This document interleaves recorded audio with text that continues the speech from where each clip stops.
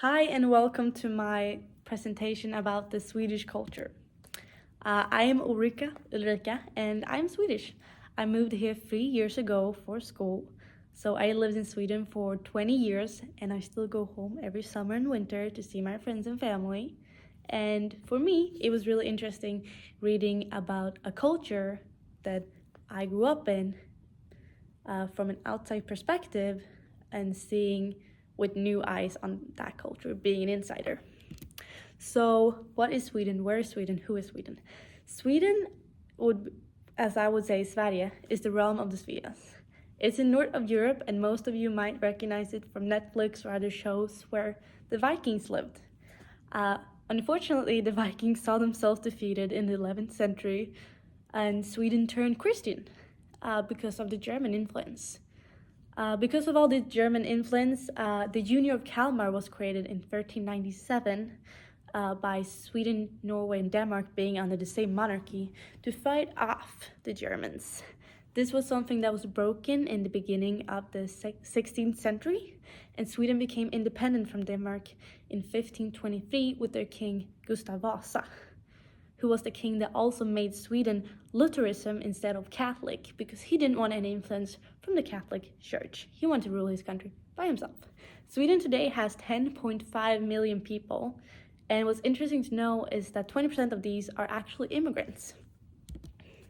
So, the Swedish social democracy. We have a king still, but he has no power. He is just the mascot of Sweden.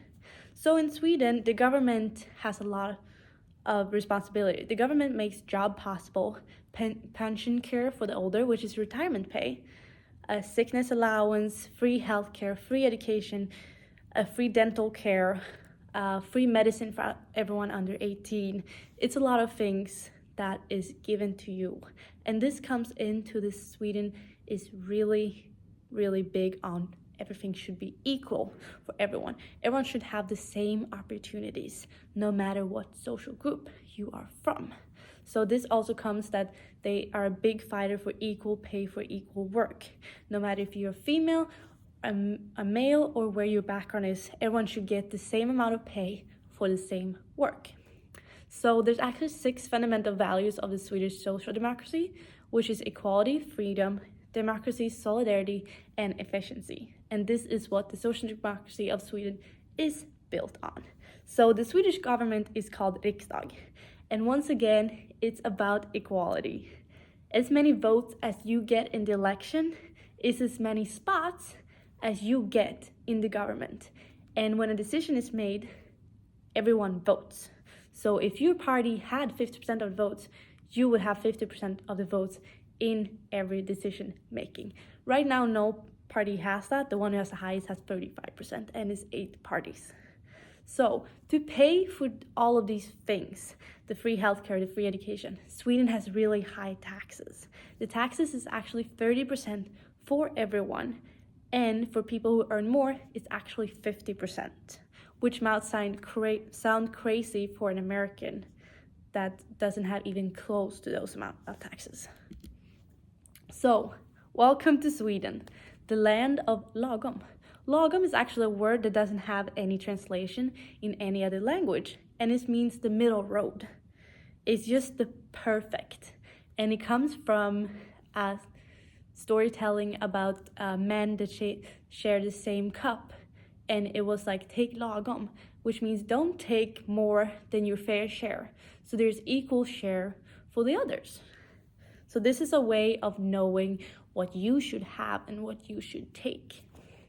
So Swedes can sometimes, because of this, come off as really unemotional. And it's because Swedes believe that all problems can be solved rationally. And you can satisfy most people if reason is applied. With this, Swedes are most of the time pursued by others as very well-ordered, common sense, and calm people. Because they don't argue really loud and a lot. They apply reason and are rational. So, Gannon and Pillai uses the metaphor of the Swedish stuga, which is the Swedish summer home. And it's made out of wood and is found out in the forest.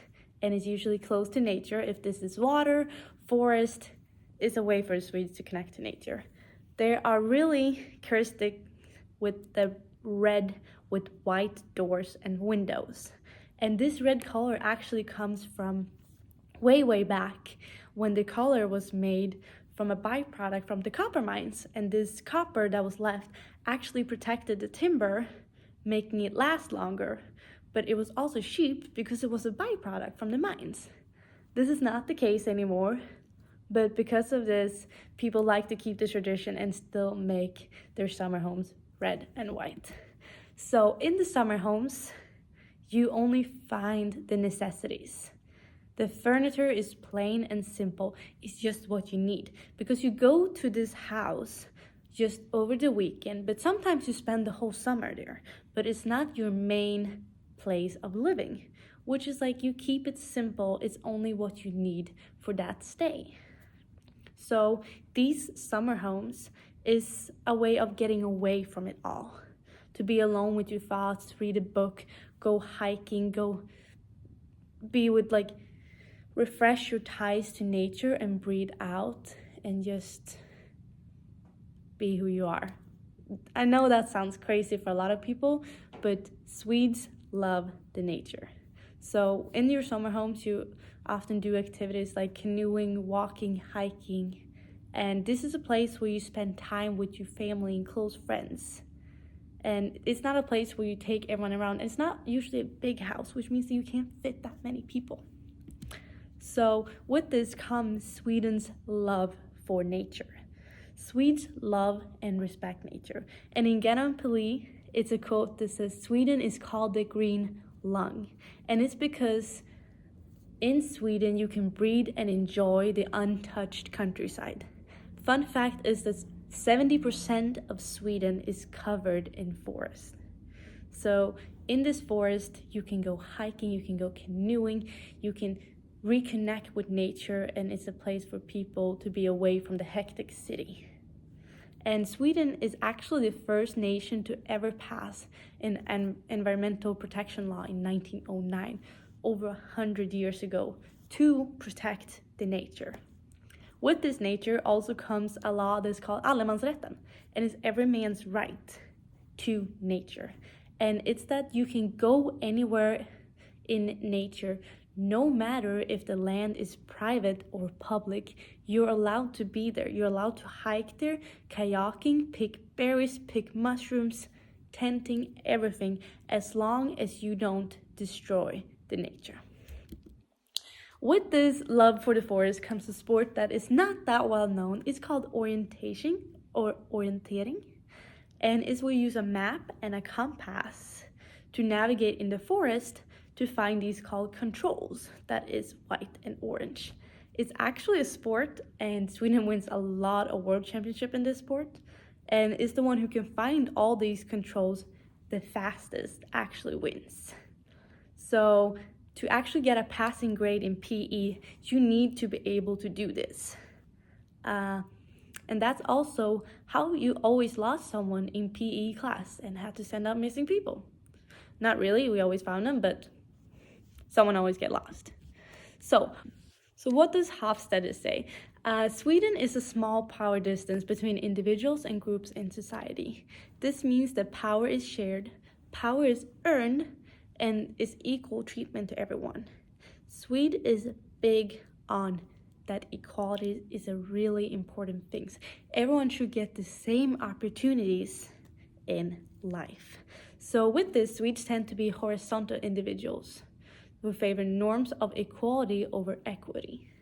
So with this, horizontals means that Swedes like being unique and self-reliant and do their own thing while still knowing that they are equal to other people, compared to America, who is a more vertical individuals who likes to compete and be the best. So with this, it's not unusual to see that Swedes live alone. From a young age, they move out, but also it's not uncommon to see the elderly live by themselves. And this comes to Sweden's really big self-reliance. And with this come the avoidance of long-term relationship outside your close circle and friends and family. For example, if you would offer if a Swede a cigarette on the street, they would offer to pay you back directly. Because for a Swede, short-term relationship or other relationship outside your circle is not important to them. They have their close ones, and it's not something you go after or try to find. With this also come, if you sleep at your friend's house, you will bring your own pillow and duvet to sleep there.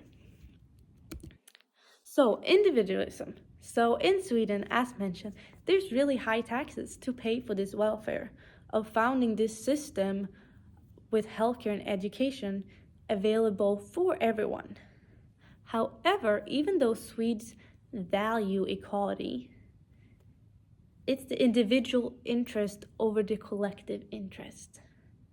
So it's like we all know that we have the same opportunities. I need to do my part to get what I want to be in life, because it doesn't matter how much money or where my family is coming from. Everyone gets the same opportunity. So in Genomplay, you can see how Hofstede mentioned that Sweden emphasizes individualism. And Sweden desires individualism to facilitate personal development. As I mentioned, is this way of knowing that everyone has the same opportunities. You need to be the one to do stuff to get places. So what does this individualism look like? So many teenagers are encouraged to be independent from a really early age, and actually to move away from home really early, even in high school or right when you graduate high school. The government actually has apartments that is cheaper if you're a young adult or a student to rent every month, that is supported by the government, so you can move out and move to other cities and move away from your parents. With this also, there's many teenagers that are encouraged to travel at a really young age. This is also something that Sweden is in Europe. You can drive 3 hours and you can be in a different country. With all of these things, Sweden teenagers are pursued as more mature than other teenagers around the world, because they get so much things to do at an early age. They get so much responsibility.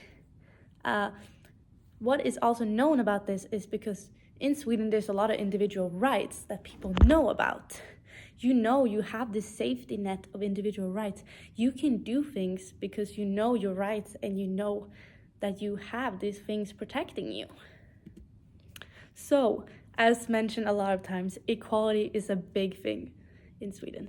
Jämlikhet, as it said. And one big example for this is dagsböter, which is a day fine. And it's a way of equalize legal penalties. So if a crime is committed, the pay for it is not a decided amount of money. Instead, it's a percentage of what you earn. Your salary is a percentage of that. That is because a penalty should hurt everyone the same, no matter how much you earn or your social status. So even if someone who earns a lot of money commits the same crime as someone who earns little money, the penalty should hurt them the same amount, because the penalty is not an amount, it's a percentage. And circling back with all this equality, allemansrätten, where everyone has the opportunity to be places and take part of these places without anyone being able to stop you, because that's your right. Going back to the book, Hofstede and Globe, mentioned that Sweden is one of the highest in feminine, and that is that they value relationship among people and concern for others. So even though people might not be the one who creates a lot of relationship, they still are concerned about others, which can be seen in the culture and system. They pay high taxes to give everyone these opportunities, even though they're individualistic and know that I need to do what I need to do. They still value relationship among people and to each other. Lastly, what I like to mention about this is the parental leave in Sweden. That is 480 days paid from that the kid is born. And out of these days, the father of the child have to take 12 weeks. It's a law. He is need to take 12 weeks. And this is a way of getting the fathers to stay home with their child, getting paid, and not just make the mothers stay at home. And this is a way of equalizing and making it equal among parents. So who are the Swedes? Sweden is a low context culture. That means there is explicit communication. As already mentioned, they like facts, logic, and reasoning. They say exactly how it is and what they mean. They don't hide around the bush. And one more important thing is Swedes use eye contact to make sure you know that they're speaking to you. So, with this equality and honesty of the Swedes, there is, if you need to talk to your boss or your teacher, you just go talk to them. And when you talk to them, you use their first name. You don't use your last name as you do, for example, here in America. You say, hey, You don't use last names. And that is not for teachers, for bosses. You use their first name. So with this too, who are the Swedes? As mentioned, they are private people. They have their own space and they like their close circle and their close family and friends. They're not too much of going outside that. And there are people who are in their work life, in their moment, and they do stuff and then they take breaks. They go to their summer house. They take time to relax. They take a break. And that's it. And then they go back to their hectic life. And sometimes they can seem as really stressed, but it's also because they're trying to be efficient. So, waiting on the bus like a Swede. This is a really common meme. And as mentioned, it's because you don't want to be in other people's personal space. You have your personal space and your personal circle. And if you don't know people, you shouldn't be too close to them. And this is out of respect. That if we don't know each other, I shouldn't be too close to you because that can make you uncomfortable. And with this, we all know that we share the same space. And with that, they're not a loud kind of people. If you're on a bus, you don't speak loud on the phone. You don't talk loud to the person next to you because you're now in other people's space. And you want to be respectful about that and not be too close or too loud because that might annoy them. So, 2 minutes is late. Sweden is really in their schedule. They are punctual. Buses leave at 10:01. If the bus comes at 10:03, the bus is late. It's a really tight schedule, and Swedes tend to be on time. They're punctual and they expect the same from others. A big example is if you have a meeting and you're late, the meeting will start without you. If you have class, the teacher might even close the door and lock you out. You're not allowed to go to that class because you were late. And that is really disrespectful of other people's time if you don't respect the time they were ready to give to you. So lastly, I want to mention something that is not mentioned in the book, but it's a big thing in Sweden, and it's the Swedish fika. And if you ever go to Sweden, you will hear about fika. And it's basically coffee and a snack, but it's a social institution. It's where you take a break in your day to sit down and talk to your colleagues, your friends, your family, whoever you take this fika with, and you relax. It's like the summer home. You take a moment to take a break and relax, and you catch up with whoever you take the fika with. And this doesn't have to be the one who in your close circle. It might be someone you haven't seen in a long time. Maybe you haven't seen a friend or your mom, and you ask them, hey, we should go for a fika. And you sit down, you talk, you eat your little snack and your coffee, and you catch up and you have a good time. Thank you. That was everything for me.